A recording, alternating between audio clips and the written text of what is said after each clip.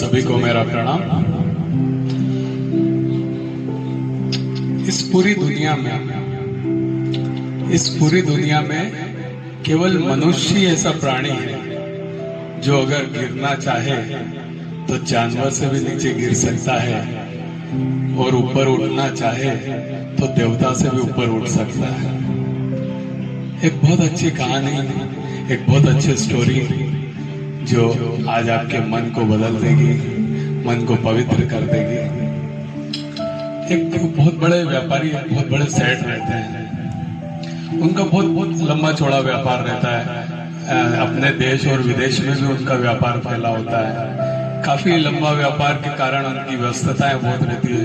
उन्हें समझ में नहीं आता है कि मैं अपना काम कैसे खत्म करूं। इतने एम्प्लॉयज और सब होने के बावजूद उन्हें ऐसा लगता था कि मेरे काम कैसे खत्म होंगे। बड़े चिंतित रहते थे काम को लेके, इधर उधर यात्राएं करते रहते थे बिजनेस को लेके। एक बार अपने बिजनेस को लेकर वो कहीं बाहर यात्रा कर रहे थे। उनका थोड़ा बिजनेस का काम निपटने के बाद वो ऐसे घूमने निकलते हैं तो देखते हैं एक जगह मेला लग रहा होता है। उस मेले में वो जाते हैं तो उन्हें वहां एक व्यक्ति एक बोतल के अंदर जिन्न बेचते हुए दिखाई देता है। क्या बेचते हुए दिखाई देता है? जिन्न। एक जिन्न की बहुत अच्छी चमत्कारी कहानी है। तो जिन्न को देखते हैं तो उससे पूछते हैं कि भैया क्या है ये? बोले जिन्न है, ये आपके सारे काम मिनटों में निपटा सकता है। आप जो काम बोलोगे ये वो काम करेगा, और जो काम आप दिनों में महीनों में करते हैं ये मिनटों में करेगा।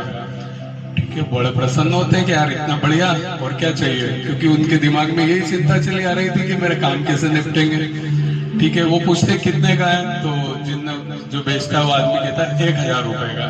यार 1000 रुपए में कोई बेकार सौदा नहीं है, अगर अपने सारे काम ये निपटा सकता है तो वो उसे लेने के लिए तैयार हो जाते हैं। जब लेने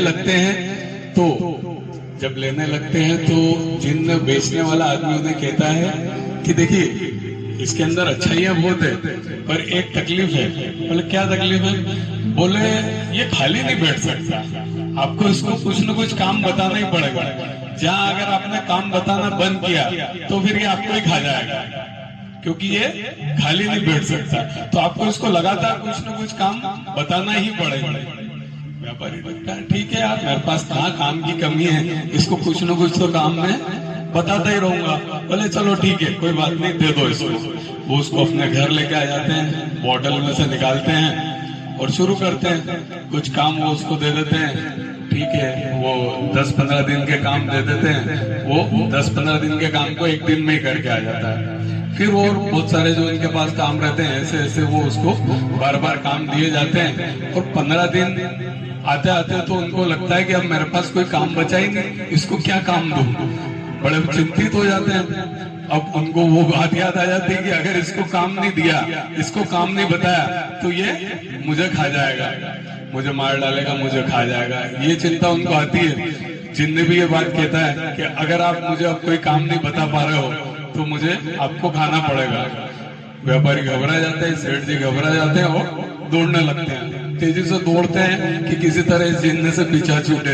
भागते भागते वो एक महात्मा के आश्रम में चले जाते हैं, जहाँ पर प्रवचन चल रहे होते हैं। जाके उनके पैरों में गिर जाते हैं और उनको पूरी बात बताते हैं कि मैं जिन्न लाया और इसको काम बताओ, तब तक तो ठीक है, जहाँ काम नहीं बताया तो ये मुझे ही खाने का प्रयास कर रहा है। ठीक है, वो महात्मा पूरी बात सुनते हैं, समझते हैं। फिर कहते हैं एक काम करो, आप एक सबसे लंबा बांस मंगवाओ। अच्छा ठीक है, तो सबसे लंबा बांस मंगाओ। फिर करना क्या है? अरे आप उस बांस को अपने आंगन में गड़वा दो और जिन्न को बोलो इसके ऊपर चढ़ नीचे उतर, ऊपर चढ़ नीचे उतर। जहाँ आपको लगे कि बीच में आपको कोई काम करवाना है, उस काम पे भेज दो। वापिस बोल इसमें ऊपर चढ़ नीचे उतर। ठीक है, सेठ जी को ये बात बहुत अच्छी लगती है कि यार ये बहुत अच्छा उपाय ढूंढा है इन्होंने। वो ऐसा ही करते हैं, सबसे बड़ा बांस मंगवाते हैं, अपने आंगन में गड़वा देते हैं और जिन्न नीचे ऊपर करता रहता है। काम होता है तो काम कर लेता है। तो ये केवल जिन्न की एक कहानी नहीं है, इससे हमें क्या शिक्षा मिलती है उस पर हम बात करते हैं। इसको हमारी जीवन से कनेक्ट करते हैं। जिन्न क्या है? हमारा मन। हमारा मन है, जब भी खाली होता है हमारा मन तो क्या करता है? हमें ही खाने को दौड़ता है। तो हमें हमारे मन को जब भी हमें काम हो, काम से फिर बाद में जब फुर्सत मिली है तो भगवान की भक्ति में लगाना है। जब भी खाली हो जाए तो भक्ति में लगाएं, जब काम हो तो फिर काम कर लें, और जब खाली हो तब भक्ति में लगाएं। तो ये हमें नहीं खाएगा। तो आप चाहते हैं कि आपका मन आपको नहीं खाए, तो इसको आपको बिजी रखना पड़ेगा। वो कहते हैं ना, खाली दिमाग नहीं, खाली दिमाग भगवान का घर होता है। ऐसी भी मैंने एक किताब पढ़ी है।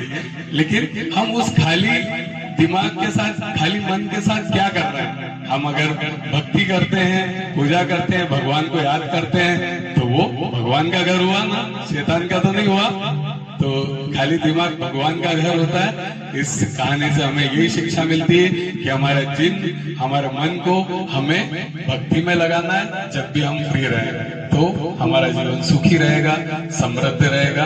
एक कविता के साथ मैं आज की बात को खत्म करूंगा।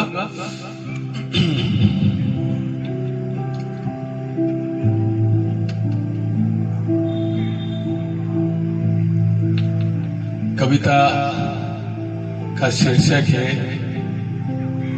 समाज को बदलने वाली बात है इसके अंदर। कि सोचा था एक दिन समाज बदल डालूंगा, कि सोचा था एक दिन समाज बदल डालूंगा, सोई हुई आत्माओं को जगा डालूंगा। जगाने का प्रयास किया तो पाया मुर्दा विचार, बंधी हुई धारणाएं और उधार ली हुई बातों का बोझ। मैंने कहा आओ कुछ बदलावट लाएं, इस मुर्दा जीवन से मुक्ति पाएं, जंग लगी हुई सांसों में ताजगी लाएं और भविष्य को और मजेदार बनाएं। समूह ने कहा बदलावट अब पुराने नक्शे की बुनियाद पर ही संभव है। आचरण बदल लेंगे पर आत्मा पुरानी ईंटों की हो सकती है, उसे बदलना अब हमारे बस की बात नहीं है। उसी दिन से मैंने समाज को बदलने का काम छोड़ दिया और अपने अटल दृष्टिकोण के साथ, उत्साह और उमंग के साथ इस उबड़ खाबड़ पथ पर चल रहा हूँ। कि दिल कहता है कि आवाज लगाता जा, शायद हो जाए सोने वालों के जीवन में भी कोई सवेरा, और तेरी आवाज सुनकर भी कोई ना आए तो भी तू चल अकेला, चल अकेला, चल अकेला। धन्यवाद सभी को। अगले प्रयोग में प्रवेश करेंगे। सभी लोग अपने स्थान